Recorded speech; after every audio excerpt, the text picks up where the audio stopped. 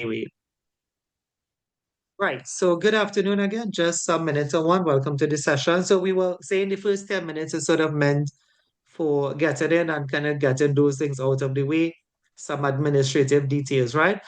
So if we can start, we're gonna go straight into this one. So as many of you may have known, this is a limited qualification, right? It's not really something we say as a pastime, right? When I say pastime, there are some places, right, that they would say that this is a limit, but this is limited, right? NEBOSH has actually taken off this qualification for the most part, right? So what we did last year, a long story short, we went to NEBOSH directly and we presented a case to them where we could have had some students to get the oil and gas certificate, right? And so we have said before, those of us, like we have Stephen here, we have Aline here as well from the class before. Those are two students who did not write the exam based on their own schedule, right? But it is limited in that this is like the last grouping of students then, right? I don't really think I'll run another batch again. I mean, like to be honest, we were just hoping for two batches, and we end up having two batches last year, right? So there's a batch in Guyana and there's a batch in Trinidad, but um, we still could run like the last leg of the program, and that is what you all are in here. And so we have said to the students, those of us who have the certificate, you all are going to be like the prized persons then. Like nobody else will have an oil and gas certificate from NEBOSH, right? So that didn't change, right? That is still the way it is. And I think officially, like I said, we have a special license to deliver the program um, for a couple of batches. And I think this is our third batch. I don't see us, I mean, unless if a company call and book a program, I don't think we're going to come back to oil and gas anymore, right? So for those of us who are worried about that, it's not to be worried about. You know, some students they say, so what happened if you don't pass the exam? Well, they have given us the whole of 2025, right? We have the whole of 2025, not to run courses, but to resit exams should anybody have to resit an exam. So please take a note of that. Number one is that you are doing like a prize qualification, meaning that, well, for those of us who know NEBOSH already, that it is globally recognized. So they put the word prize. If you could write it down for me, right? So it's a price that the keyboard seems to be sticking, right? I'm actually scrolling down there. So let me not do that. I'll just take that off, right? So it's a price qualification, right? It's already globally recognized, but it's kind of limited now in the fact that, like you are the last batch of persons that are going to get it done. Or should I say batches, right? There was one exam. Sorry, there were two exams already. One results have been published. I don't know if you saw it. I shared it on my page was a bunch of people from Guyana. It was shared on my status on the school page as well, in the Facebook page. You can go back and have a look at it, right? For those of us who didn't see it. The second batch of students, their results are out this month, right? And you all are the third batch. Now, they didn't run, like one after the other, they ran simultaneously. So while the batch in Guyana was going on, the batch in Trinidad was taking place at the same time, right? So again, rest assured, that like I would say that I would admire you all because I cannot hold this certificate because I'm the course provider, but then nobody else could hold it. If like other than you all, then nobody else could take it. Nobody could hold the certificate. Those of us who have the NEBOSH, International Technical Certificate and Oil and Gas Certificate, you all are going to be the only one in the region, right? Until NEBOSH decide to do something with the qualification again, right? So that is the way it is. What could I share again? And I want to start though, but I will share two things again, if the marker would allow me. But hopefully you're right and you all are adults and you don't have to wait for me to write. I can simply tell you what to write and I know you'll write it, right? So another thing is that, well, this is an exam with short responses. This would probably be number two, right? So it's a written exam, short responses. It's not long as the open book exam, right? Those of us who are accustomed to the open book exam style. So short responses, for your answers, like some responses could be 1.5 lines long, right? Some answers could be 2 lines long, some answers could be 3 lines long. You wouldn't find much responses more than 3 lines long. And it's about 11 questions you have to do. The 11 questions, each one will go for about 8 marks. It's a little bit different from the open book exam, folks. Those of us who, like, we have students who finish the open book exam degree and stuff here, right? So 11 questions are typically about 8 marks. So no high set of marks like 40 marks for one question, right? Those of us who did the open book exam, you may be familiar with that kind of thing anyway. And the 8 marks is still going to be broken up. It's going to be like 2 marks for a definition, 2 marks for two examples, 4 marks for something else. It's a highly achievable exam. There's actually one 20-mark question out of the 11 questions. Please write more than me, right? You're not right for me to write 11 questions. You could write it. I hope I mentioned that you'll have some writing materials at hand, right? So the first question is worth 20 marks, but it is broken up into different pieces that, like 2, 3, 4, 5, until you make up 20 marks, right? So the first question is worth 20 marks. A lot of people, if you remember the pass mark in all the exams, beside in the degree, of which I said we have 3 degree students here, right? The pass mark is 45, so it's not that hard. It's not that easy either, right? For those of us who remember how NEBOSH mark, every point you say gets 1 mark. So if something is 8 marks, you have to give them 8 short responses then. Each one being about maybe, I don't know, I mean, based on what they ask, right? If they ask lists or whatever, each one being about 3 lines long, but they have 8 of that to get 8 marks. And if it's a 20-mark question, if they ask you 2 things or they give them 2, they ask you 3 marks, you give them 3, they ask you 5 marks, you give them 5, and you build up the 20 marks like that, right? So the exam is not under open book conditions. It's a written exam, and it will be written in San Fernando. As some of you all may know, we have a school, right, which is in Riverside Drive, San Fernando. The exam will be held there. Exam typically is 2 hours long. It may start 9:30. Typically, this is the start time, and it will be completed by 11:30. So you have that 11 question to do in 2 hours time, which, as most people realize, is not enough, which is why it's short responses. It's not essays. So don't get lost with that. Sometimes 1 line, 2 lines and stuff is sufficient, and you have to be able to work to beat that clock then, right? And there's some other techniques I'll show you as we get into the program because like if you just get 6 questions correct, you'll pass because 6 8 is 48. Remember, a typical question is worth 8 marks, right?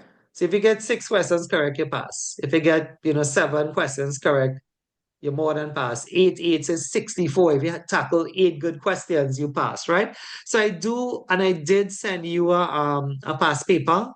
I don't feel to show it as yet, though. I mean, we could teach a bit and we could kind of link it to the end of the class anyway, right? So there are some studies involved. I would recommend those of us who understand the value of the PowerPoints. A lot of our students here came to the school. So there is a book. You all have a soft copy for now until the shipment arrives. It's the same information.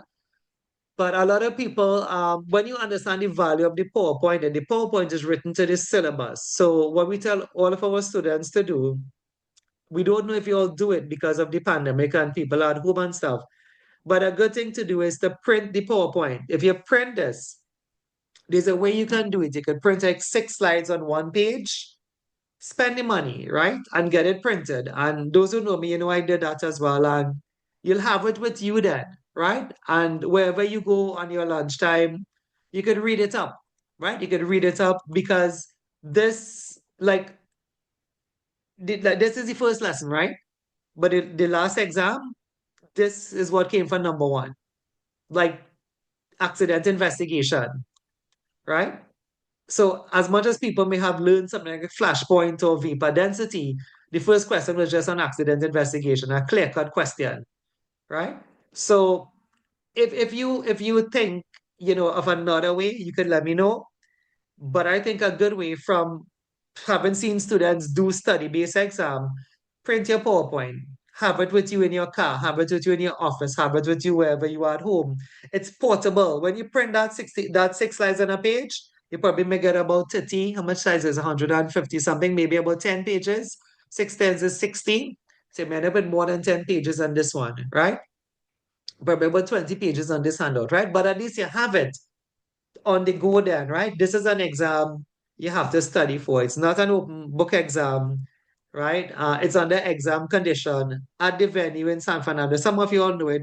Coming closer to exam, I'll give you the proper location. It's in Riverside Drive. Many of you have been there before, right? But you have to study, right? From the December students, right? That is a bunch of local Trinidad students anyway. And we have, of course, people from, different countries as well here, right? But from that exam, I sat outside the room when students came out. I remember hearing students saying, this is exactly what they were studying the night before. This is exactly what they studied for. They said everything they studied for came. That was the general consensus. It was about maybe 15 students. I saw people come out laughing, but there was one man. There was one man. And I would say, don't be like that man, right? There was one man, right? He came out and apparently he did not study. So remember, it's not an open book exam, right? I find though the exam paper have a lot of common sense questions on it.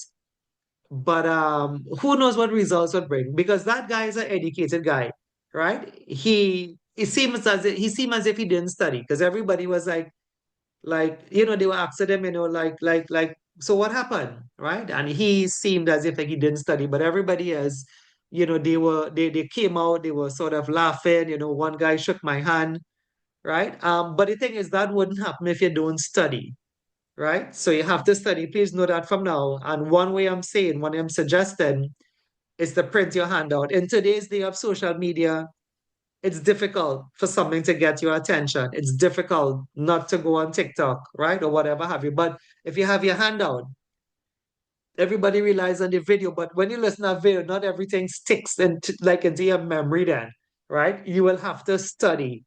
You'll have to study and study like the old-fashioned way a bit, right? Especially certain things. I would give you an idea, right? Those who know me, we kind of have an idea of what they like to bring for exam. It doesn't mean that it's 100% guarantee. It's just like a trend, right? And of all the two exam that went, they were repeated questions. They were common sense questions. They were repeated questions. They were just overall easy questions if you study. Like anything else, if you don't study, you'll come out like that one student. And if you do study, you'll say, well, this is such an easy exam, right? Let me hear any comments you have. Those of us who don't know the school, Shadrach Safety Institute, um, one of the top NEBOSH providers in the region. I think we are the top. I say one of the top, but I think we are the top NEBOSH provider in the region. We do the health and safety courses straight up to the degree level. As mentioned, we have 3 degree students here. I don't know if I missed anybody. If I did, please forgive me. Normally, you don't find too much of degree students in these courses, but I think people want to hold the oil and gas certificate, right? So for those students, this course may be a bit easier unless or until we get into the oil and gas pieces itself, right? Most of the other knowledge may be common knowledge anyway, right? So we have been around, we have been training in different countries, of course, Grenada, Guyana, Tobago, London. Yeah, the class right after you today, 3 o'clock, I have some students from London in our class, right? Anyway, I'll share that next time, right?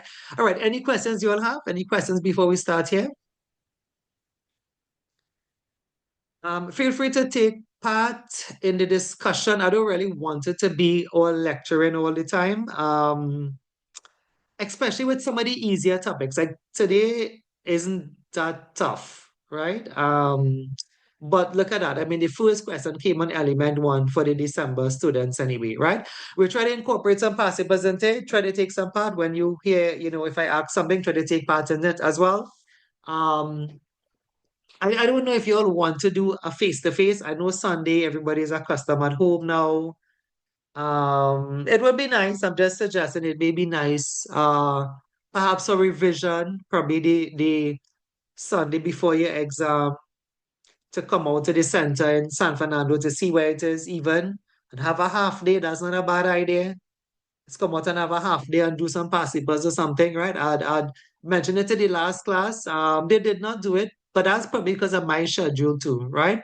I think I was away for a while as well too, right? But it's not a bad idea to give up maybe half day on a Sunday to come out and just to have, like one session revision before the actual exam, right? So when that is, I'll let you know because I'd given a schedule as a kind of tentative schedule we did for NEBOSH, but we are basically going Sunday, Wednesday, Sunday, Wednesday, Sunday, Wednesday. If you look at it on the schedule, I think we cut it to finish somewhere in April, right? At the first week of April on the schedule, right? If we stick to that schedule anyway, things could happen. Remember, we have Carnival in Trinidad. We have if there's any holidays I'm not aware of, maybe Easter. But Easter we'd hope to finish before the Easter time then, right? If we stick to the Sunday, Wednesday schedule anyway. All right. Well, any comments, anyone? I'm taking that off. And we will start. So again, I mean, I did send you the soft copy of the book, right? But we do have the PowerPoints that we will teach from. If you all prefer, and what I normally do with my classes, come into the end, chapter 4 if you want. We can do chapter 4 straight with the textbook, right? Today's the first day, so I want to kind of just get into teaching. I don't want to say, let's look here and let's look there. Let's look here and let's look at the book. Let's kind of just focus on the work today. Once you get your book, I'll try to incorporate it. And if not, we could go into the soft copy and we could try to incorporate it. But the information is already here. So what that does, it kind of slows down the learning then because you're looking at the information in two places, which is on the slide and in the book. So today's the first day we could just focus on some work to get some work behind us. And then as the weeks go by, we could slowly incorporate different elements of the textbook, which is already on the slide, right? But what we have found, for those who know me, what we have found is that if we don't use the book, people don't use it in Trinidad and in the Caribbean. So we try to use it. All my students know that, right? We try to use it because you pay for it, right? So if you want, I'm suggesting we could dedicate chapter 4 totally to the textbook, right? And so that chapter will be taught via the book. It really doesn't matter because there is a PowerPoint for it. But if like the psychology there is that the psychology is to use the book, right? That's a psychology because if we don't use the book, we find it's not being used, right? So the psychology there is to have you all open the book because you paid for it at the same time, right?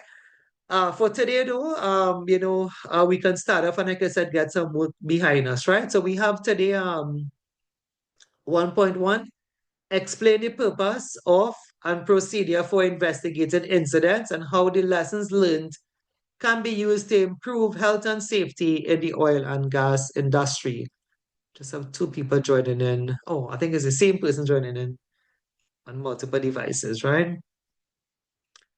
Because I know we don't have so much of persons in the class now. We don't really have 16 persons in the class, right? 1.2, explain the hazards inherent in the oil and gas, industry arising from the extraction, storage, and processing of raw materials and products, right?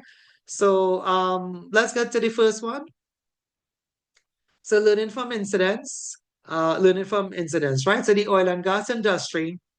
Oh, by the way, can you all see the PowerPoint in the background? Sometimes I know you all don't see it. Okay, very good. Right. So the oil and gas industry generally has a good safety record. Generally, right? Unfortunately, from time to time, incidents occur. Sometimes, sadly, with catastrophic consequences in terms of loss of life, damage to assets, and harm to the environment. We do have some typical examples, and we would be looking at some of these, videos. Or if you prefer, I can put them on the Google Classroom. But we look at one or two on the live as the classes go along, right? So we have Piper Alpha, BP Deepwater Horizon, of which there was actually a movie made out of that. BP Texas City, I have that video. We have the ESCO Longford, are all examples of catastrophic failures then in health and safety. And some of these, of course, as you all know, had hundreds of deaths in them, right? So learning from incidents is therefore a vital part of an effective accident prevention program. So in order to learn from incidents, we need to ensure an effective system is in place to investigate both incidents and near misses in order to determine the immediate and the root causes so that proper action can be taken to prevent the recurrence. So most of us here, at least our degree students, who know about root cause analysis. This is a nice question. And by the way, I think this is like what came in December. So for every accident, for those who know the theory, there are like three causes or like categories of causes then, right? I don't know if you know them. I think two of them are here. Like there are three, I don't know if you want to write it down, right? So you can write them down. So there are three category of causes. We have like immediate causes, we have underlying causes, and we have root causes, right? You can just write it down. Sometimes they ask you, and if you mix it up, you get it wrong then. If they say give them four immediate cause and you give them underlying cause, but that's wrong because each of them is a separate category, right? So immediate causes, if you finish writing, I still writing by the way, but if you are finished, immediate causes is linked to you. I mean, like an immediate cause is linked to the worker, right? It's like the worker's action then, right? So they say immediate causes are due to unsafe actions, like a forklift driver speeding, right? Or someone running, that's immediate cause, right? So unsafe actions and unsafe conditions, and let's put conditions under here, is due to an immediate cause, right? So if a question was to say, identify four, remember the marks are not too much, the marks is like 8 marks, one four immediate causes, you could just think of like four things a worker could have been doing wrong then. This typically, as it came as the 20-mark question, but again, it doesn't have to. And remember, there's no big set of writing here, maybe 1 line, 2 lines. You can say the immediate cause is the worker was not paying attention where he was going, right? If there's some kind of introductory line to that question, you could kind of link it to the line. An underlying cause is due to a lack in a procedure, right? So if they ask you for four underlying causes, you have to link this to a document. So like a poorly, reviewed risk assessment, or risk assessment was not reviewed. Anything to do with a document, right? The worker did not have a proper JSA, short responses, right? And of course, you put it in a sentence, though I'll show you how to do it, of course, right? As the classes go along. Maybe the person did not have a safe system of work. And based on what the thing is in that question, they may have given you again some introductory line, other than asking you just outright what are the causes, right? They must have said something. Maybe you can get another document from that, right? And the root causes, anybody remember who are the root causes due to? So immediate causes are due to you, but Management right, very failure. good, right? Root causes are due to management, right? Like I said, I really would admire you all, and I do, because you all have a chance to get the certificate, right? When the rest of us, those of us who are there older than I, we didn't have these opportunities anyway, right? So root causes are due to management, like a lack of supervision. If you want, you can write it down. Supervision, right? Training, resources, provided money, then I put super there, supervision, right? Managers in charge of training, managers in charge of possibly finances, which I'll put money here, the money symbol, right? And perhaps another root cause could be something like maybe a lack of accountability, like they are not holding anybody accountable. That's a management fault, right? If they're letting things kind of slide in, right? So the reason for going into this one is because this is what came as a 20-mark question for December. I don't think they will do that again. but it could come as a shorter question now. It's not as if they will shy away from it. This is quite a popular topic, right? And the picture here shows, I guess, a plant. And as we know, I mean, plants have roots. Even though you don't see the roots, it's there. And that is like what they are trying to say here, right? Like when an accident happened, you could have seen the employee running, but you didn't see that the manager wasn't really supervising. They didn't have proper supervision, or that the worker wasn't really trained based on a lack of money. But just like roots, the deeper you dig into the thing, the deeper you investigate then. What they're saying, all accidents have three causes then. Immediate, this is the categories, immediate, underlying, and root. Tell me if you understand that. At least the good news is for the degree students, you don't have to go and get 20 or 30 or 35 responses, right? Just a mere four is enough. Sometimes less than four. Sometimes two here, two there, two there, and that's 6 marks. A question typically for this exam is with 8 marks. Remember that, right? Like if you ask a two here, two there, two there, that's a 6 mark question. And the other part of that could be define what is an incident, right? For those who did NEBOSH with us before already, those of us who are on the certificate program, let me see who's on the cert program here. I think I have well, I'll even finish with the cert, but I have Stephen, he's finished. But a lot of you all have finished, come to think of it. Finished with the cert. Some of you all finished with the degree, right? Like they had some really simple. I think one of the questions they had in December was to define what is an incident. Like how easy do you want the exam? Define what is an incident, right? All right, so when would, just in the chat, when would you get your textbook? You'll get it when it comes to Trinidad and Tobago, right? You cannot get it before that. All right, anybody writing? Anybody writing anything here? Anybody writing anything here? No? All right, okay, let's see. All right, so let's move on a bit. Just remember, folks, the information here is on the book you have already, and it's not as if you have to see, like we have found this with students in the Caribbean, right? Like the information here then, right? Just is the same thing you're looking at. You don't need to see it in three places to learn it. You just need to learn it, right? It doesn't matter what form you learn it in, but you try to learn from the very first day then, right? So reasons for investigating accidents, you want to identify the immediate and the root causes in order to prevent recurrence. Think about this a bit. Why do you investigate incidents? To learn lessons and communicate these internally and across industries, to ultimately improve standards for health and safety, to enable safety management systems to be improved to demonstrate concern for the workforce. That's a nice question, right? Reasons for investigating accidents. Anybody can think of any more? I think the key one is here, but I suppose there'll be more. Not as if they Identify ask you. corrective actions to put in Corrective place. action. Yeah, very good. Maybe for To, insurance. What about for insurance? Yeah.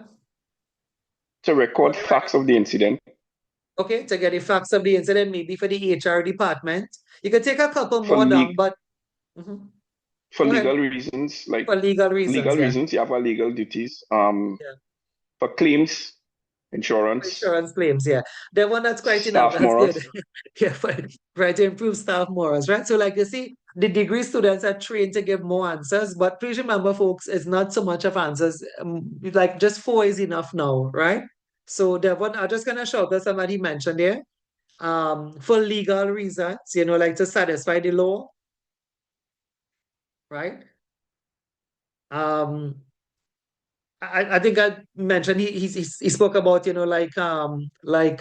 claims, so like for insurance purposes, like if you're filing for insurance then or disability whatever, right, you need to know what has happened, right?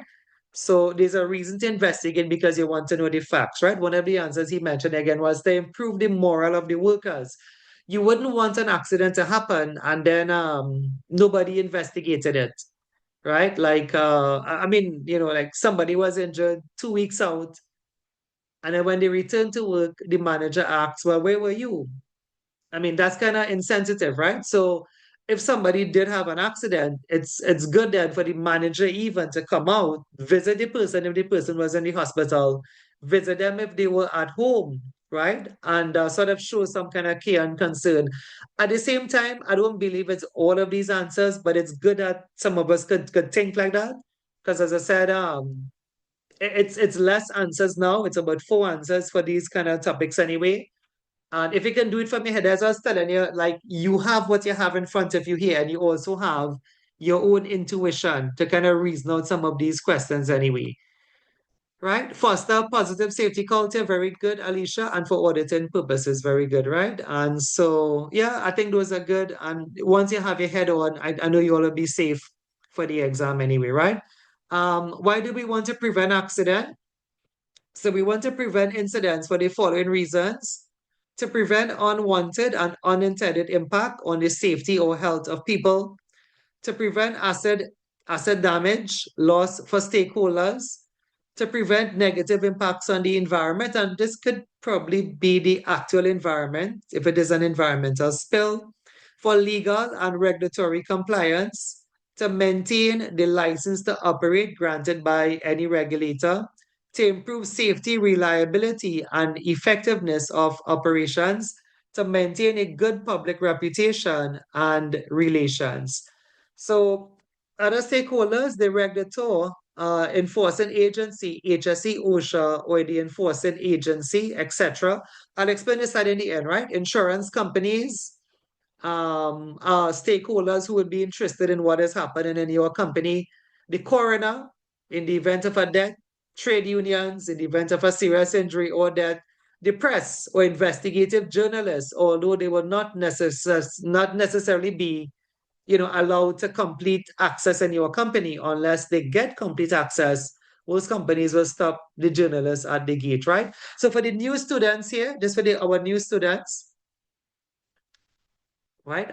So in the UK, the OSHA is referred to as the HSE.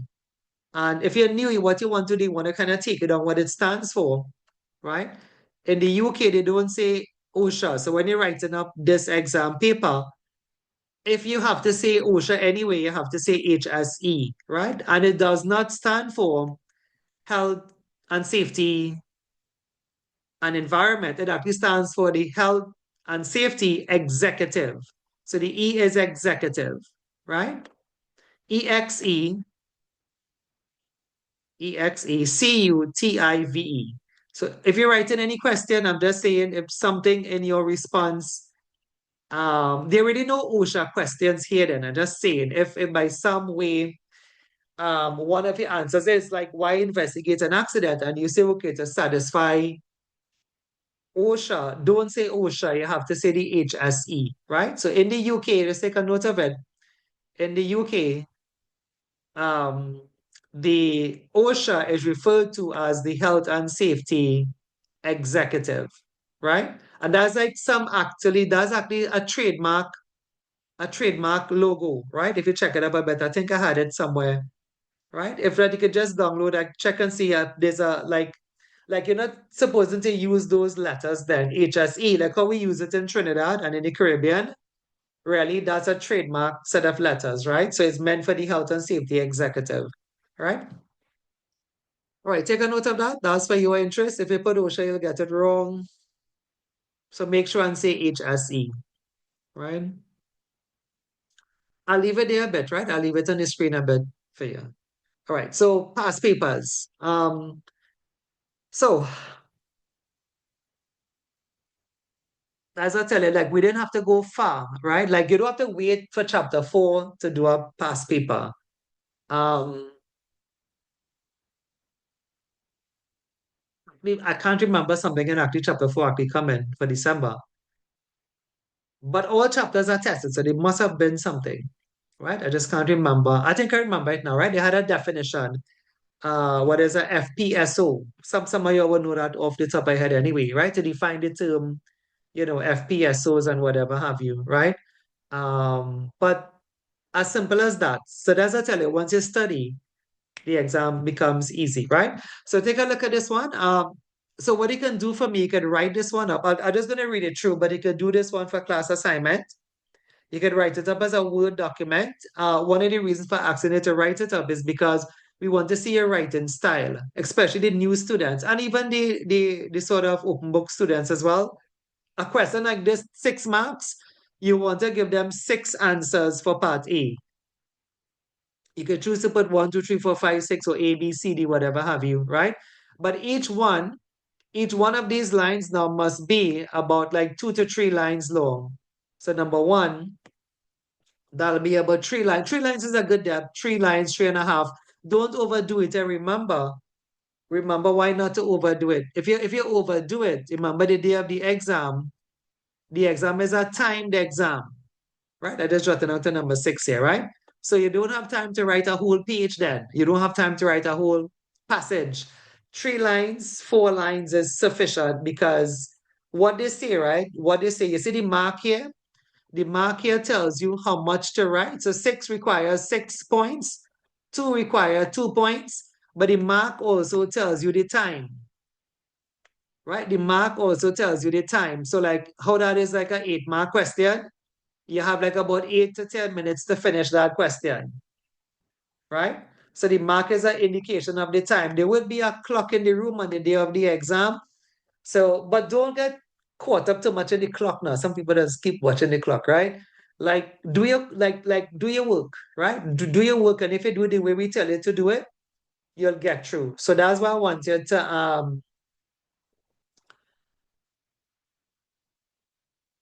mean, like from what I tell anyone, then this have to be handwritten. You know how most of us are accustomed with the typing now, right?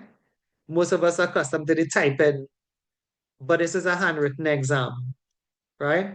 So I would take it in any form. If you handwrite it, I wanted you to kind of give yourself 10 minutes to do this question.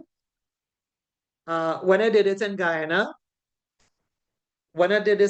right? Well, it was face to face. So we give the students to do it one time and we give them 10 minutes and I time them. And what we saw, so maybe I could do that with you, but I won't do it today. Today's your first day. And then I didn't do it with them either, the first day either. I did it on one of the following days, right? But I could give you 10 minutes in the live to actually write it up. The thing is, I won't be able to see it, right? You'll have to send it to me the following day or something, right? Today is Sunday. But what I could tell you is that when we did that, people started to realize, a lot of them started to realize, well, here's what now, I haven't written in a long time. I haven't really written that fast in a long time. But I stuck with them and we did it. We did it over and over and over. And, they sort of realized what their weaknesses were. Sometimes you know the information, but to write it out is this exam is also kind of against time, which is why I'm trying to draw a clock here, right? Yes, you may know all that you know, but you have to limit yourself and write it out. Don't waste time, right? Just write out and say, you know, um, the reasons why incidents should be investigated by the employer is to avoid, further damage to their reputation. And you can give an example. If there is something about Piper Alpha, you can say if it was investigated, it may have saved the reputation of Piper Alpha, full stop. And that's enough for the first one. Folks, I think you're getting it. Let me just do one more. But see, I'm not physically writing it. So when we actually tell you to write it, is a bit different to saying it, right? The next answer you'll say another reason to investigate accidents by the employer is to prevent let me just take one from Devon, right? Okay, so to actually satisfy the law, right? And you can put well, for those of us who know the law, you can put relevant laws in the UK. But in the course you'll learn some laws as well, right? And that'll be enough for the second answer. Folks, I think you understand and tell me what you think. Let's hear from Naveen. Let's hear from Jessica. Let's hear from Chanel. Naveen first, you think you understand what it is you're up against? Yeah, easy enough. Right. Okay. But next week, I want to, no, today's your first day, so I'll try not to give you too much in the first day. But next week, I'll do one for 10 minutes. I have past papers line up here today, but remember I said I wanted to put some work behind us. The first day, all my students know I believe in full teaching the first day. No videos, no past papers, nothing, just teaching, right? But the second day, we started incorporate some videos and started incorporate some past papers and stuff a bit more. But at least I want to let you know what it is you're up against. Jessica, you think you're okay with it? Yeah, no problem. Okay, good, good, right? And we'll see. Which is why I told you all, I am not against the idea of meeting you all for a face-to-face, like for half day on a Sunday if you want. Sunday is the day I have time anyway, right? Where we could focus on writing. Like I'll give you a question and you write it and you bring it up and I check it. Now we can do the same thing over the live. The only difference is remember, like you could actually take 2 hours to write it, right? But and then you submit it. But if you're honest then and I tell you start and I time you for 10 minutes and I say stop, and then you'll email me that the following day, fine, you would know yourself now. What I'm telling you, people in Guyana and in Trinidad too, but the first class I had was Guyana, they sort of realize what their weaknesses were, that they have to write a bit faster, right? That they have to kind of like the other techniques and like you could choose your questions. Of the 11 questions, I was saying, if you do a good 8 questions, you pass. You can choose which one you want to do first, right? I have a paper in a bit. I'll share it with you just after 2 o'clock. I'm gonna try to push a little bit more work anyway, right? Second piece here, identify two parties other than the employer who might want to investigate these types of incidents. Now, for an identify question, right? I want you all to take this down. For an identify question, one line is good enough. I know that may sound like blasphemy to my degree students, because we have told you all the time, one line is never enough. But this is a time exam, right? So for the degree students, you may think, well, this is contrary. But what you all did was a degree, right? This is a high ranking certificate. This is level 4 certificate. But when you see the verb identify, this is a verb. One line is good enough. You don't need to do any explanation. All you need to do is put it in a proper sentence, right? So you say like a party other than the employer who may want to investigate these types of incidents is, anybody could say one. Devon had mentioned some, but I won't bring it back to Devon. Anybody could say, who is it think could want to investigate an incident other than the employer? Trade union. Trade unions, right? Bam, that answer finished. Don't overdo nothing. Move to the next question. You're against the time, right? I don't know if you HSC. want, yeah, the HSC. I don't know if you want to, the day for the exam. And when you're doing this course, this is not a very long course, people. Remember, you finishing, in April based on your schedule. To time yourself now, to actually put a watch in your hand. I remember, well, I didn't do this. I am the one who brought this here anyway, right? Did like this time around. But when I had time exam, I'll have a watch and I'll put it on the desk there, right? And maybe not for assignments, but it can kind of come close to it for assignments. But for the day for the exam, yeah, they stick to the time, which is why there's no need to override. There's no need to overdo anything. Stephen still is on the live. I don't know if Stephen is here. I was telling Stephen and Alim are 2 guys from the last batch, but they didn't write exam based on their work and whatever. They chose not to do it. And I know Stephen in particular, I don't know if he's on the live. Stephen in Yeah, particular. morning, Yeah. sir. On the Yeah, hi, live. morning. Yeah, I know when you saw the paper, when we spoke about the paper, we spoke about how easy it was, right? The December paper had a question which was define the term incident. Define the term ALARP. Some of us know that already, as low as is reasonably practicable. It could not have been an easier paper. But again, it was easy for those who study, right? If you didn't study at all, then kind of like what you're doing here then. I mean, this is a NEBOSH program. Yes, you'll gain knowledge, but we wanted to hold this certificate in your hand, right? And the only way to do that, this is not like excessive studies. It's just a fair amount of studies, which is what I'm saying. Print your PowerPoint, be familiar with it, kind of learn what we tell you to learn. There's some definitions I'll tell you to learn, right? And then just be familiar with that and you'll be ready for your exam. It's not like a full-fledged degree again, right? But there is some elements of studies in it. In other words, then you cannot get everything for nothing. You had to invest your time, you had to invest your memory, you had to invest your funds, and you'll get the certificate, right? But it's not a free certificate now. Otherwise, it would not have been a NEBOSH certificate. At the same time, I still think it's a good Sunday-based program where it's not excessively demanded on you. It's something that you could easily attain, on your so-called down days anyway, right? I'm moving on to the next one, right? So the importance of learning lessons, I think we kind of covered some of this already. So from accidents, lessons can be learned to avoid similar occurrences and their potential consequences. Trends can be identified to highlight current substandard practices. Why learn lessons then, right? To aid, in the review of the current risk assessments, to determine the highest area of priority where resources may be needed. Why do we never have the time and money to do the work up front, but always have the time and money to study it afterwards?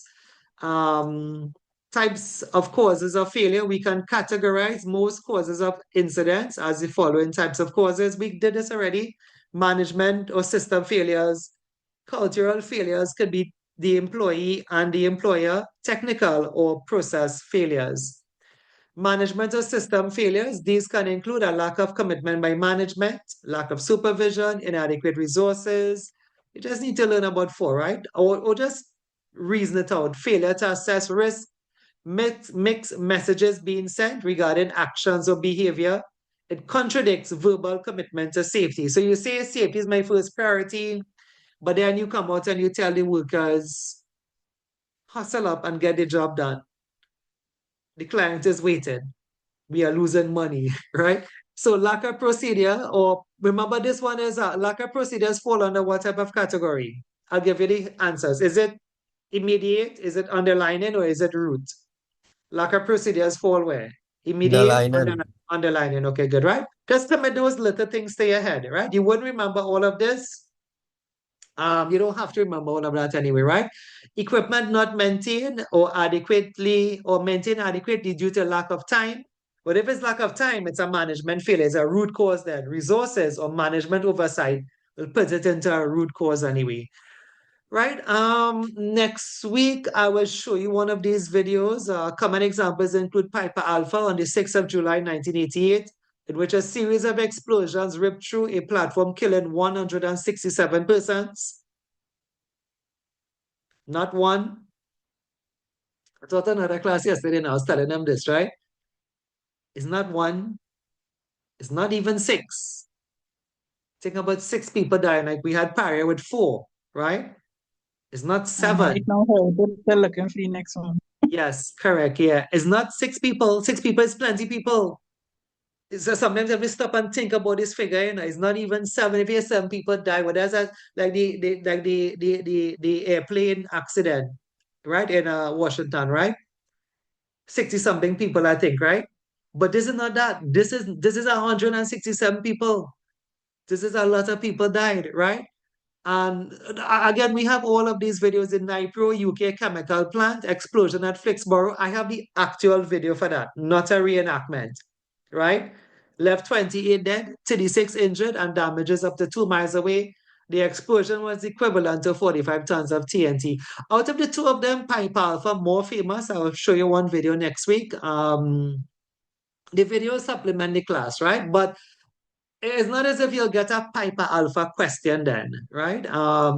They may say like there was an offshore accident in which, an explosion killed 167 people, and then they may ask you like, what are the causes, right? That's not too popular. I'm kind of making that up on the spot, so let me not do all of that because that's kind of adding words to what NEBOSH actually will do, right? They don't really bring too much of case studies then, like what you're seeing here. These are kind of meant to say that these are actual disasters and we can learn from them. If you're not sure what we can learn from them, it's actually on the slides coming up, right? So let me just read it out. But I could tell you, right? I mean, but let me read this slide, right? So cultural failures. So these include causes rooted in the organization's safety culture, lack of safe working practices tolerated and condoned by all. That is exactly what culture is. Culture is everybody doing the wrong thing. But the wrong thing becomes the way of working then. So that's just how it is. That's a perfect definition of culture. Culture is the way things is. The way things are in your country is the culture of the people in your country. The way things are in your home is the culture of your home. The way things are at your school is the culture of your school. It's just the way things are, right?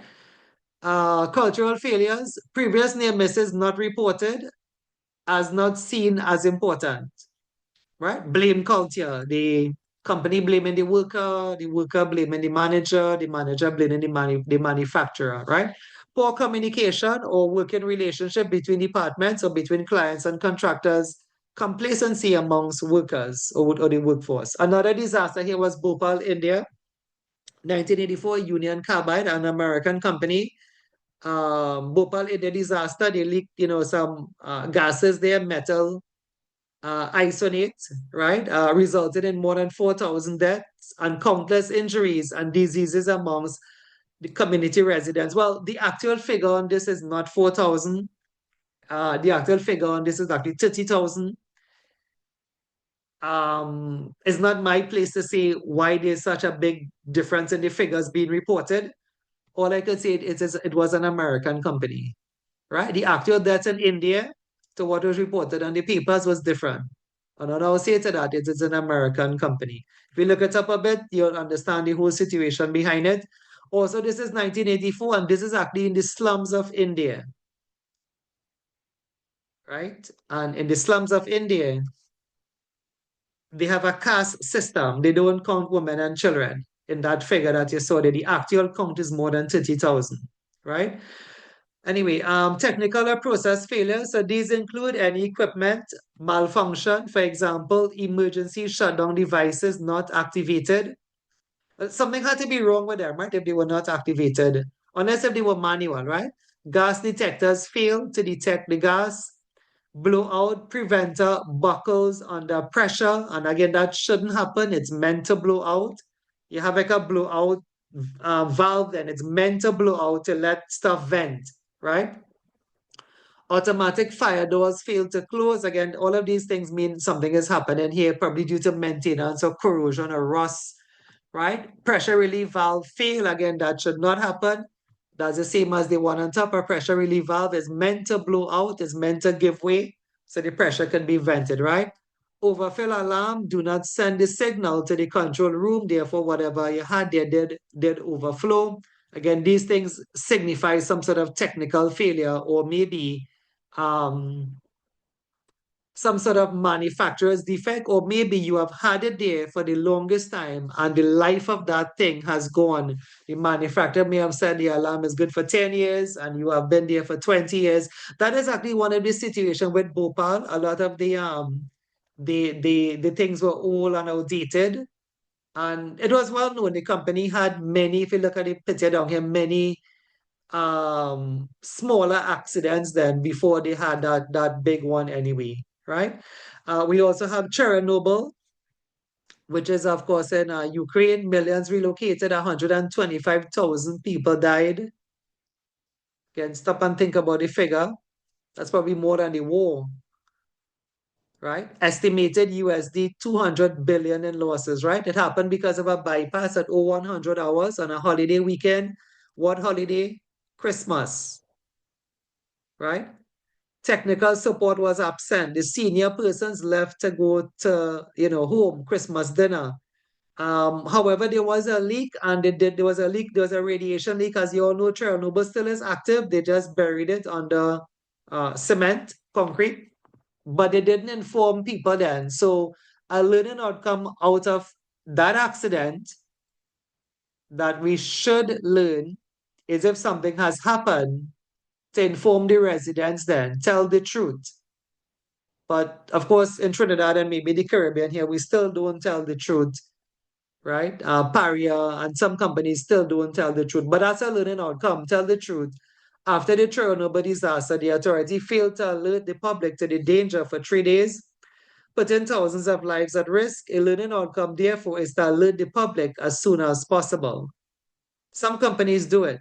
Some companies don't, right? Some big companies in Trinidad do it. If there is some sort of spill right? Gas release, of course, you all know the company you're talking about, but smaller companies then, smaller oil companies, if there's a release of oil into a water course, then it probably wouldn't be reported, right? It probably would be kind of kept under wraps anyway. I have this video too. On March 23rd, 2005, an explosion at the BP oil refinery in Texas City. Some of you all may have seen this if you did the process safety course with us. Texas killed 15 workers and injured 180. It was the worst industrial disaster in the US outside of mining in a quarter century. Financial losses exceeded 1.5 billion. OSHA, which is in America, remember OSHA is not in England. England, they say HSE, issued the largest citation and penalty in its history, right? So just a couple of cases there. Like I said, I don't think, there is anything much to it because we kind of covered the past paper here already. There was a question there. I would try to set up the Google Classroom this week and I could put one of the videos, but I do want to show a video on the live. So rest assured, next week, I'll kind of blend back into that mixed approach now, videos and whatever. But today, first day, like I said, we want to get as much as behind us as possible. All right. The next one here, hazards inherent in the oil and gas industry. If you go back to the learning outcomes was 1.1, explain the purpose of and procedure for investigated incidents and how the lessons learned can be used to improve health and safety in the oil and gas industry. And then 1.2, explain the hazards inherent in the oil and gas industry, right? So that's the one we are on now.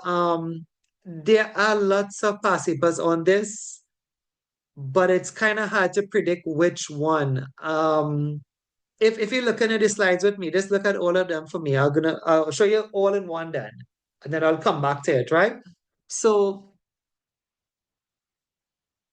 Flashpoint, these are very common. Flashpoint,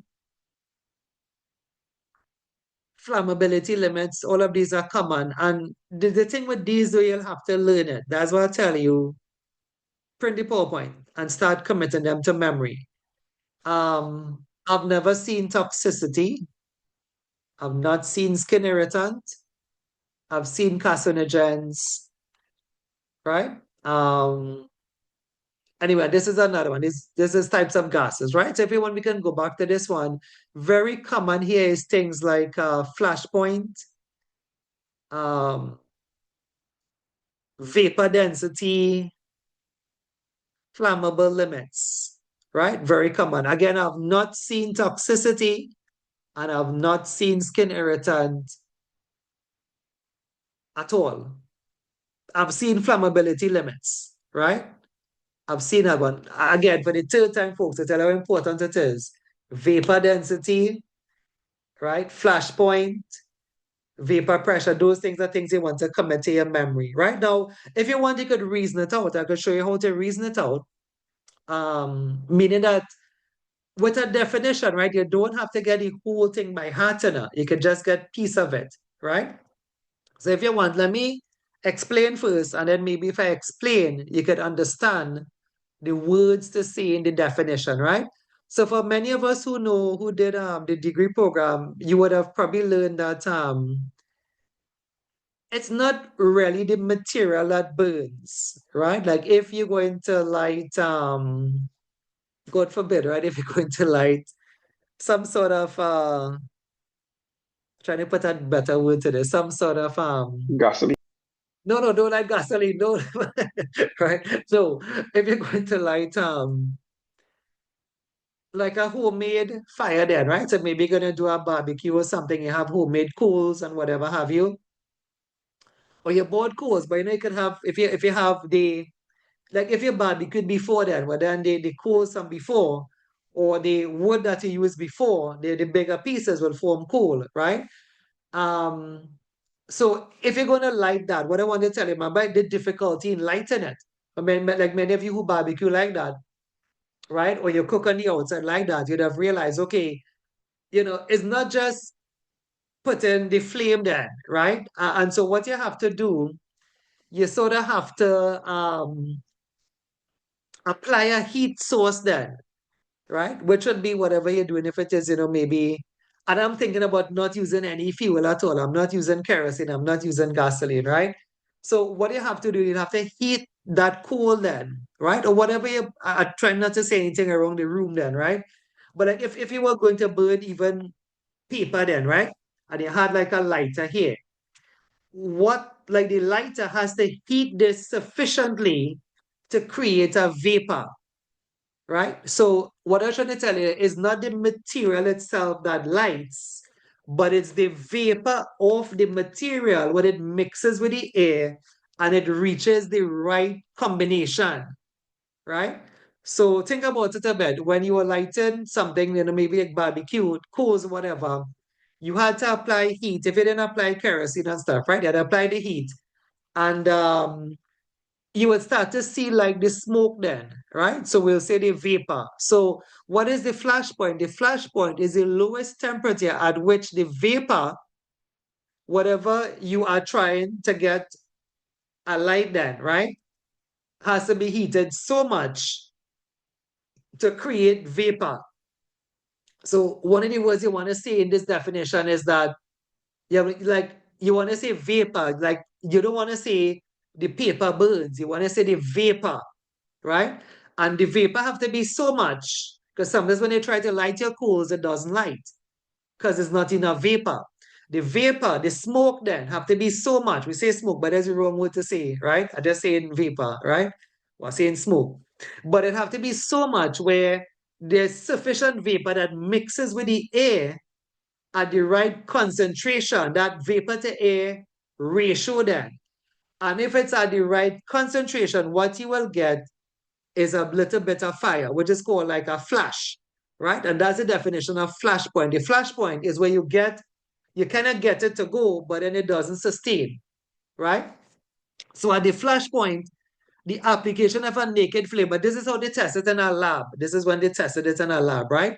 At the flashpoint, the application of a naked flame gives a momentarily flash rather than a sustained combustion for which the temperature is too low, right? In fact, something is not right, right? So that's why like the fire is not sustaining that. It's either the vapor is too, low, or maybe it's not in the right proportion with the air, right?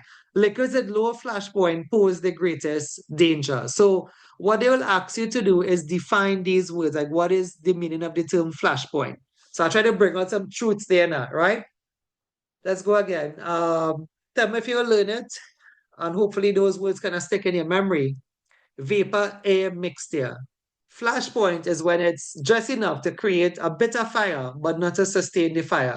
There's actually something called the fire point, which is where you have sufficient vapor now to sustain the fire, right? So, quick So the, question. Mhm. So, if you just Yes. shorten it and say, basically, the flash point is the lowest temperature at which vaporization can take place to establish a flash or I a think you fire. want to. I think you want to mention the air anyway. I think you want to mention the air. I think you want to mention the mixture with the air anyway, right? Jessica, you with us? Jessica, like you fall asleep there. Oh, Jessica, Uh, like you fall I'm down, here. I'm down. good. I'm good. Okay, okay, all right, okay, all right, okay. You can tell me take off your camera, but I mean, it's up to you. It's up to you, right? Um, yeah.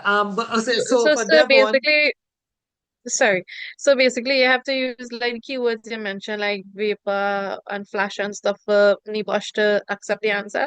yeah, yeah. And you want to mention that remember the vapor doesn't exist on its own because the vapor mixes with air. So if you're going that way, Devon, you said that to mention the vapor to air ratio or the vapor to air mixture, and Got then you. they will take it. Yeah, if you want now, I said we have past papers now. You see the eggs, but I don't want to pause as yet. Give me about 9 minutes again, and I'll kind of pause and show you a past paper, right? Because it kind of gets into have to, right? But you'll see the examiner comment students must mention vapor to air mixture, that they must mention those words now. Like you don't need to learn all down here. Remember the definition stop. I think the definition stop right around there, right? but the better you are familiar with it, and this is a trending topic. This one is popular, right? At the same time, please remember, I'm not, a Nostradamus. I can't predict everything. We can just say some things are popular then, right? Let me try to get to the other two. So vapor density, there's about two here. Let me try to finish these two in one, right? Vapor density and vapor pressure, right? So vapor density, this defines the density of a vapor in relation to air. You could probably learn that. Vapor density is the density of vapor in relation to air. The vapor of flammable and combustible liquids can ignite. We just spoke about that. If fire or sparks are present, the vapor density would indicate whether a gas is denser than air, greater than one, what they give air one, right? Or less dense, less than one than air. So certain gases then, which we're not getting time to do as yet. Well, not time, it's just how it is in the schedule, right? Like certain gases will be heavier than air then, so that they tend to settle like lower down in pits and cellars and subways, right? Certain gases are lighter than air and they will sort of be more found to the top of a pit or a cellar or a subway or some sort of system then, right? So vapor pressure is the pressure of a vapor in thermodynamic equilibrium with its condensed phase in a closed system. All liquids and solids have a tendency to evaporate into a gaseous form. All gases have the tendency to condense back to their liquid or solid form. This one is not too popular. Let me go on, right? So the greater the vapor pressure, the easier it is for the liquid to evaporate. A substance at a high vapor pressure at normal temperature is often referred to as volatile. For example, LPG and LNG, right? Flammable. A liquid that would ignite if it reaches its flash point and is provided with an ignition source. Flammable liquids have a flash point below 37.8 degrees Celsius and having a vapor pressure not exceeding 40 psi at absolute temperature and pressure, and 37.8 degrees Celsius shall be known as a class 1 liquid. These generally need to be heated before giving off any ignitable vapor, for example, diesel, paraffin oil. Again, the latter piece of it is not that important, right? This is not really, this has not come for exam, right? Flammability limit, but this one has, right? A flammability limit are the limits between which the proportion of combustible gases in a mixture with air, oxygen is flammable. Gas mixtures consisting of combustible oxidizing and inert gases are often flammable under certain conditions. Let me finish this off, unless if you just want me to tell you, right? The upper flammability limit gives the richest flammable vapor mixture. Beyond this, there is no much vapor and not enough air for ignition to take place. Lower flammability limit. The lower flammability limit describes the leanest mixture that still sustains a flame, i.e. the mixture with the smallest fraction of combustible gas. Below this, there is too much air and not enough vapor for ignition to take place. So here what I'll just explain, but I want to go back to the other slide. This one, because this one is a question, right? So flammability limit, for those of us who kind of pick it up, they've not take this down, right? I'm just going to explain it. So a flammability limit, what they're trying to say then, there's like a lower flammability limit, LEL. The E stands for explosion, right? So LEL, and then there is the upper flammability limit. But what they do, they replace the F with an E. Most of the things now, they say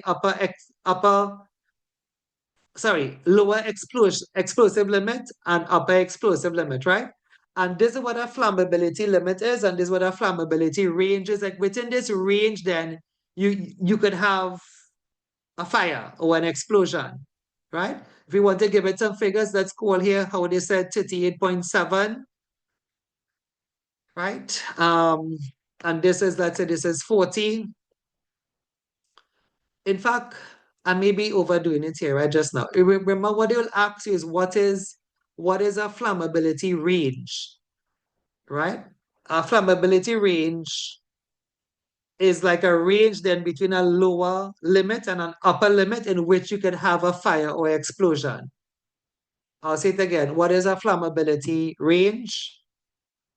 A flammability range would have two limits then, a lower limit and an upper limit, right? And if you're within that limit, which I don't think they'll ask you anything more on that, if you're within that limit, well, you can have fires or explosion here.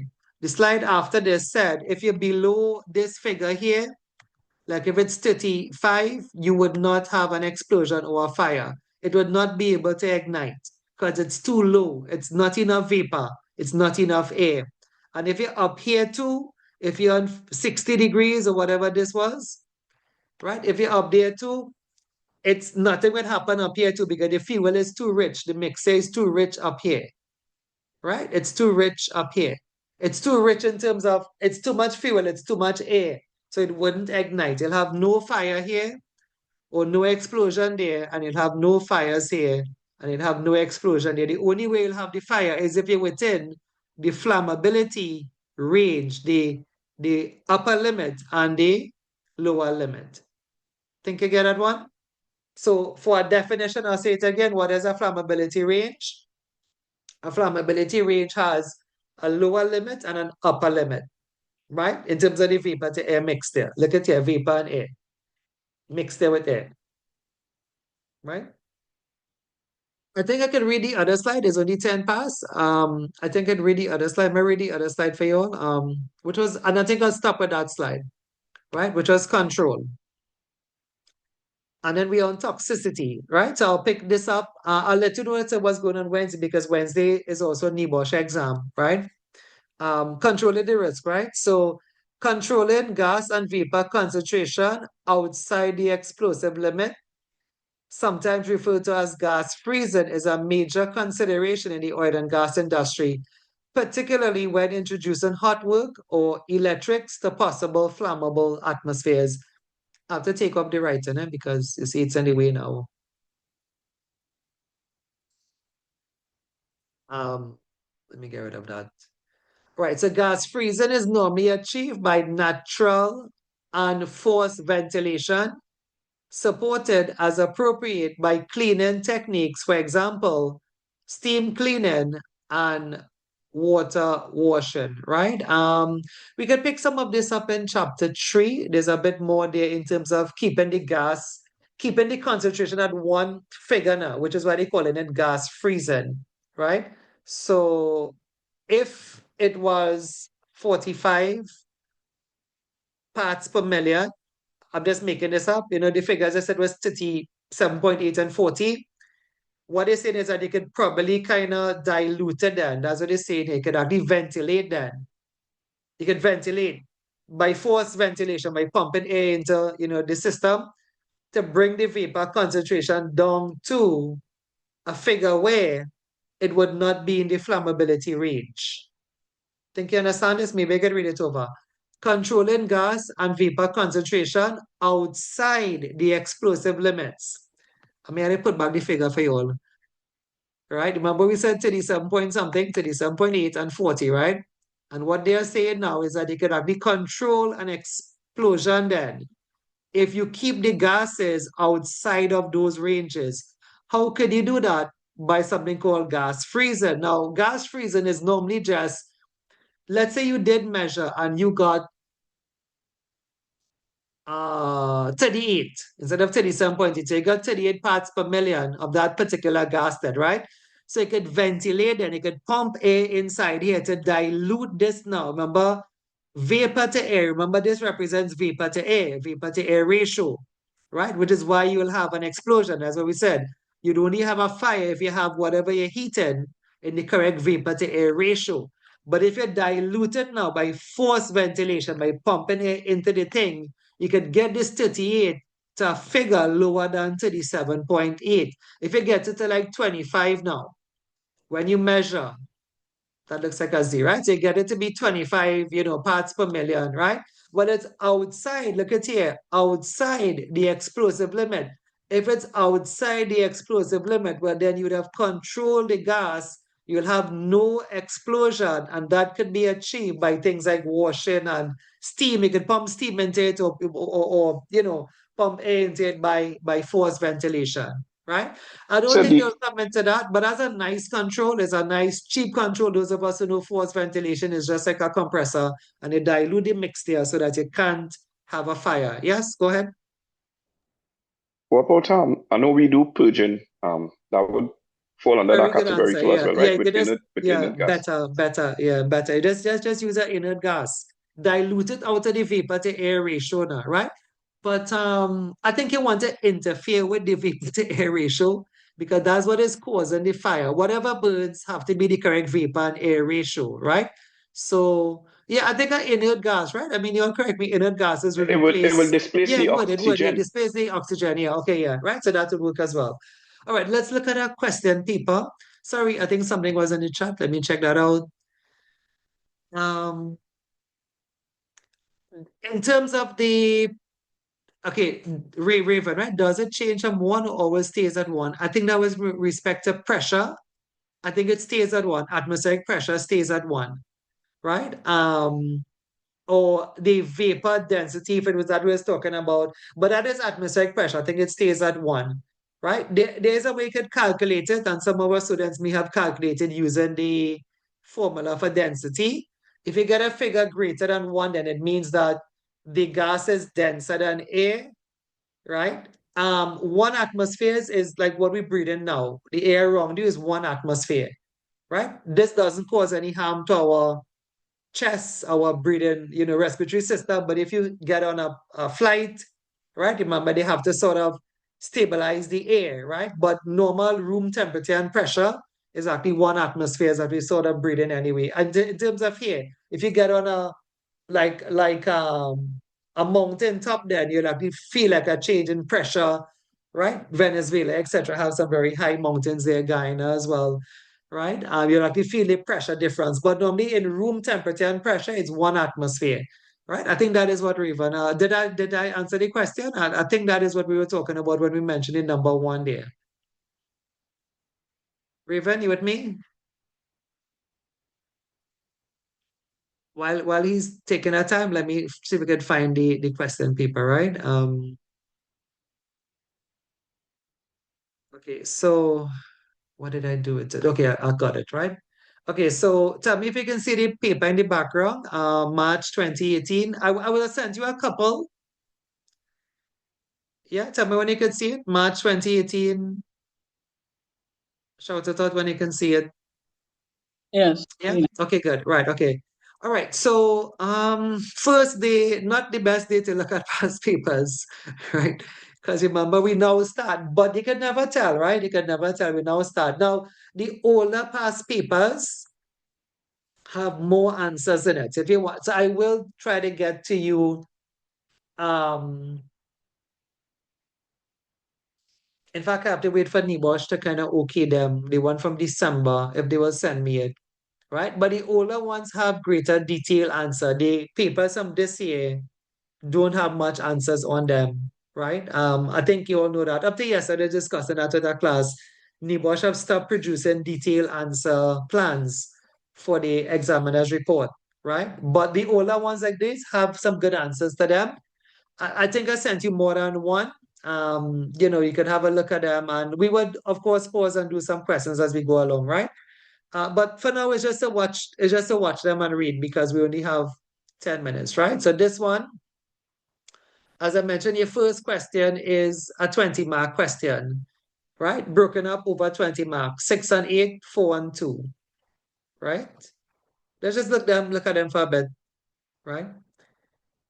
Number two, some of you all can probably do this on the top of your head. Outline the contents of an emergency plan. This is chapter 4, of course. Number three, a maintenance worker was severely burned while disconnecting disjointing a pipe that previously contained a corrosive chemical. This actually happened. Anyway, I won't tell you the company. This actually happened a couple months ago, right? Outline possible root causes of the accident. Remember what root causes are? Root causes are traced to who? Management. Right. So you see that, but today is the first day and you could do a question. Right? Today's the first day, and some of you could do more than one. I'm just saying, but the first day you could do a question, right? Give the meaning of the term inherent, 2 marks. Outline workplace processes in the oil and gas industry where inerting is required. That's a good question.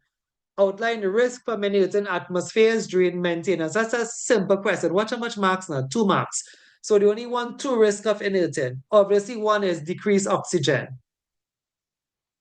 You don't even have to study that to know that, right? So as I said, it's not that hard of an exam, but you have to study a bit, right? Here what? It's 10 minutes again. I wouldn't read all. Just take a look at number 5. I will come back and do the one. I'll just read the answers to the one that we covered today. Number 5, number 6. By the way, this question repeated. This question came on December, number 6, right? That's such an easy question. 8 documents, right? A contractor is to be chosen for a large and complex task. Identify. What is the verb identify mean again? How much lines you had to write? If you see identify, how much lines would be good enough? 1. 1 or 2, 1.5, right? Identify documents that could be used to decide whether the contractor is competent to carry out the task safely. Very easy. Some of y'all could do that off the top of your head. You hire a contractor. What are some documents you want on the contractor? One could be his previous clients. Another one could be his risk assessment. Another one could be your history of accidents, those kind of documents then, right? By the way, too, I think number 7 was repeated too enough. Say it again. Certification and equipment. Yeah, so yeah, we haven't done that yet. I'm not saying we could do a whole paper today, but I know what I say now, some of you all have the work experience and some of you all have common sense. And what I'm trying to show you, Stephen, the paper does be common sense. Like that question there, right, didn't require much studying. Number 6. And this question came for December. So Stephen, you know who I'm talking about. And how could they say the question paper was hard? But everybody has come on, not they, he, right? Everybody has said, oh, this is such a simple thing, right? Number 7, outline fire precautions that may be included in a hot work permit. Like, what about the permit will actually prevent hot work? Watch number 8, vapor density and vapor pressure. You hear me say how much times it was important, right? Number 9, give the meaning of the term, safe operating envelope, and some of them. In fact, I said I'm going to read all, right? Number 10, a schematic here. This is not hard. This is so easy when we get to this, right? This is not hard. Don't let it phase you at all, right? This is a simple question when we get to that, right? Number 11 is based on chapter 4, I think, right? Tanker drivers transporting hazardous material should attend a basic training course approved by a competent authority. Identify the content of this basic training course. You can't get harder than that or easier than that, sorry, right? If it's a tanker driver, right? Like what you must cover in your basic training course, right? What is the hazard? What's the emergency response, right? What is the contact with your base? Anyway, let's go back to the one we said we could have done. We'll just do one. But what do you all think? I mean, because you had the email to you, could have been some of you had the email to you some weeks ago. Some of you had it emailed to you today, right? But what do you all think? Does it look to be so daunting? What's the question? We say we're going to do this one. Okay. Does it seem to be such a daunting exam? But what do you all think? Give me a couple of feedback. What do you all think about the exam?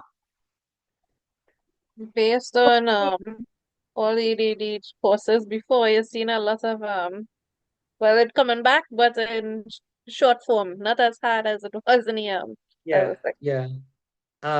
So Alicia is one of our degree students, but remember, Alicia, like some things are unique to oil and gas, like vapor density and like the last question now, and they are similar to process safety. yeah, but there are some kind of hardcore oil and gas questions too, but not maybe this paper. Like if they ask you something on, offshore platforms, and that's a common question as well, but it's not a hard question, right?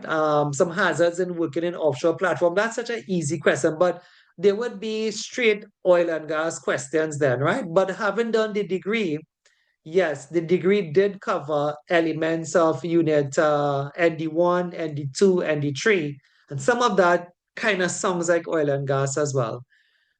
Somebody else? Anybody else? What do you all think? Okay.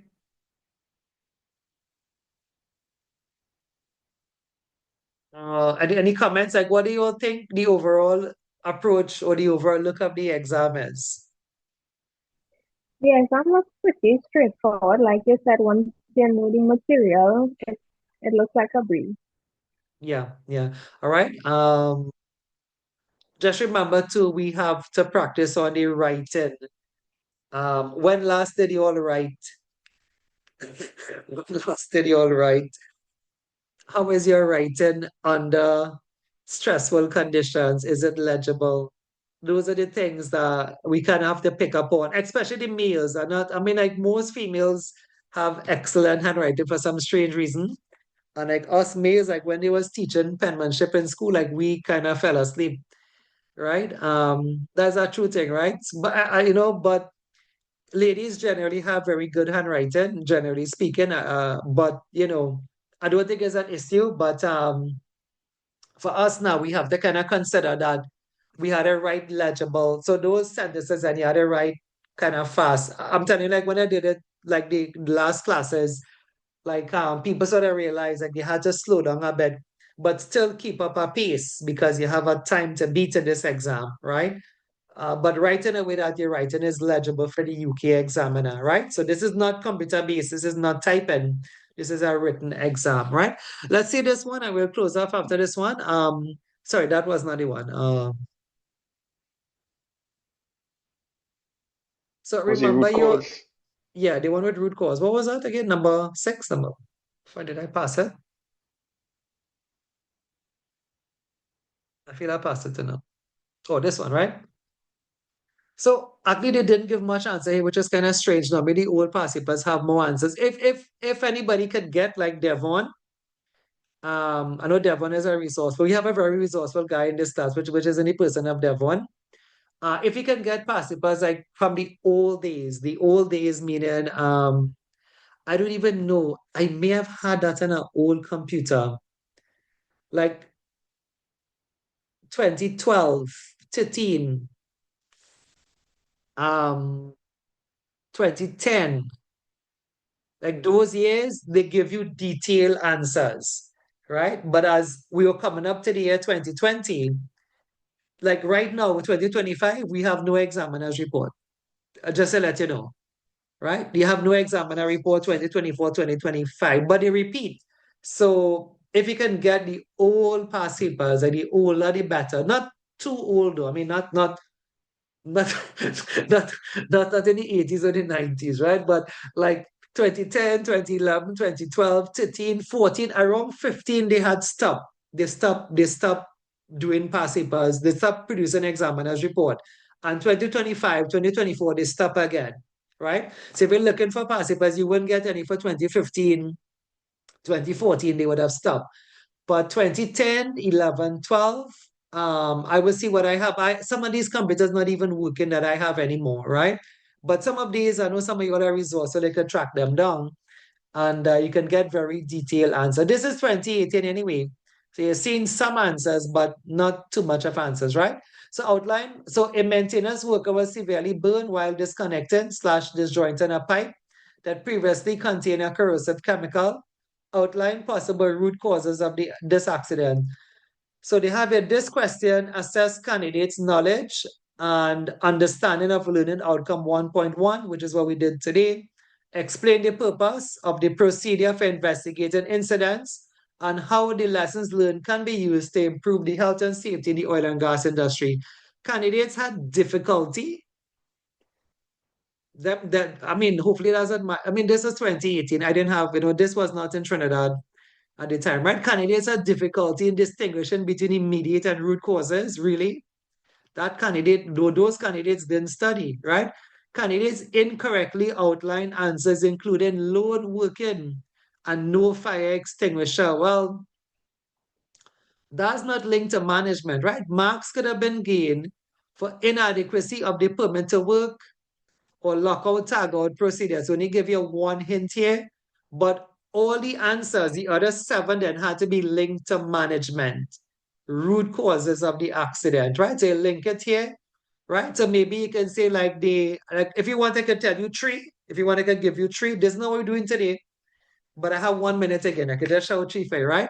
So one could have been maybe the company did not have proper supervision of this work here, of the maintenance worker. You understand that? So you say a possible root cause was a lack of supervision on the part of management, sorry, and you tie it into this sentence here to make your sentence for the maintenance worker who was disconnecting the pipe. Full stop. Safety Another, protocols too. say it again. Safety protocols. We can say something like a Or a safe procedures, system of work. procedures. Yeah. Or So yeah, which is a SSOW. So we can say the another worker may not have been given a proper SSOW for another thing. Risk disconnecting the pipe. assessment. Yeah, risk assessment definitely. And you link it back to managers. You say, so everyone, folks, you have to blame managers. That's what's Yeah. missing here, Training, right? If sir. you, yeah, Stephen, Training. training, Key very thing. good. You say, Yeah. yeah, excellent. You say the manager or the management team may not have trained the maintenance workers sufficiently to disconnect or disjoin the pipe, right? So when you come to root cause, they only give it correct if you mention the manager. Root causes are linked to management. If they ask immediate causes, you blame the worker. If they say underlying causes, you blame procedures. That's the learning for today. Did you all understand that? So as we are finished, let me ask you just 3 quick questions. Well, I just tell you it already. Anyway, I think I covered it here. I was going to ask you, what are the 3 causes of an accident? Anybody? What are the 3 categories of causes of an accident? Immediate, root, and underlying. Okay, very good. Good. Let me see if I can think of another question when I get in your register ready, right? Could you name a famous disaster in health and safety? That's not really a question, and that's already fair exam, but you can never tell. They could Alpha. Piper Alpha. okay, Piper Alpha. Anybody else? Texas City, Texas City, ExxonMobil, Exxon, yeah. We would look at Deepwater. Deepwater Horizon. We'll look at one next week, right? I'll show you a video next week. Okay, that's it, folks. I'm finished. Hopefully, today was the start of good things to come. You all know me a bit. I wanted to hit the ground running, which is why I wasn't too phased with anything else beside in videos or anything else, right? You all have what you need. You have your book, you have the PowerPoint, the hard copies are on the way. We have a good couple of shipments of book coming in fact, right? It's not one set of books we ordered. We ordered certificate, process safety, oil and gas. When it comes, we'll let you all know, right? But you have what you have. You have your PowerPoint. I think that is still one of the most manageable piece of documents you can walk around with and start learning your work with that anyway, right? With that said, let me call the roll. I think since I started teaching, I didn't really look at much names other than those who took part. But thanks those of us for keeping your cameras on. Again, thanks for sharing, this part of Sunday with us here. Not very long, but still it is a bit uncomfortable to sit down there for an hour and a half on a Sunday. If you want to go get a rest, that's the rest of the Sundays up to you. Haven't done, your part here now anyway, right? Akash. Akash. Yep. Yeah, okay, good. Yeah. Chanel Ryan is on screen with me. Rashad Thompson. Yeah, present. Okay, thanks, Rashad. Naveen. Yeah. Thanks, Naveen. Jessica Alfred. Yeah. Thanks, Jessica. Do enjoy the rest of your Sunday, folks. Nigel O'Neill. Or Nigel Smart. I know he was here because I saw him, right? Nigel Smart? Yeah, Nigel Present, Smart. sir, present. Okay, good. Crystal Thomas. Present. Yes, Nigel, I put here. Crystal Thomas. Alicia was here, of course. Ryan Gilbert. Ryan Mr. Gilbert. Shadrack, I'm just driving. Sorry. Yes, Crystal, I put in your present here. Ryan Gilbert. Christopher Gobin. Alicia. But the next Alicia, should I say, right? Kyan. Yes, okay. call for Christopher and Rian again, right? Alim is here. Stephen is here. Yeah, Alim. Okay, and then we have admin. Could you just let us know your full name again? So the rest of us, so Revan Bucket, I have you as well, Revan Bucket. And of course, admin, if you could just give us your full name. Alim, you could leave. Thomas, we have you already, right? Stephen, you all have been counted in already. So I want to talk to you after class now. That's for a minute. Stephen, I have another class. That's for a minute. That's for a minute. Devon present. Yeah. Oh, Devon present, right? Good. Devon. Right. Good. Just the person who is under the name tag admin, could you give me your full name? Jessica, I have you already, right? Stephen, I guess I could go ahead. Is that me? Akash? Yes, yes. Admin. Oh, you're Akish. Okay. Sorry. Okay, I had you. Okay, right. Okay, no problem. Yeah. Okay. All right. Not sure how I'm showing up as admin. Yeah, it's showing an admin on my side. Rian Gilbert, Christopher Gobin, are you all in? Rian, let me see. I didn't see them today. Okay. Anyway, folks, Stephen, yeah, Yes, Akash, sir. have a good day. I Yeah. supposed to come yesterday and drop something for you, but I get caught up. Want to know after your class today, I would have come home, come by and drop it. Now after class, I go in somewhere Well, else. well, Yeah. tomorrow. I did tomorrow in the morning, right? In the Not morning. yeah, not after half 11 or 11. And what time? Around 8 or 9 you go be there? Around half 8. Half it. Okay. Yeah, around I'll go half try 8. my Yeah. best. Because I Yeah, supposed to okay, come good. yesterday, but the car give me a problem. Okay. Not a problem, All right. Stephen. Yeah. Take All care. right, okay. Bye.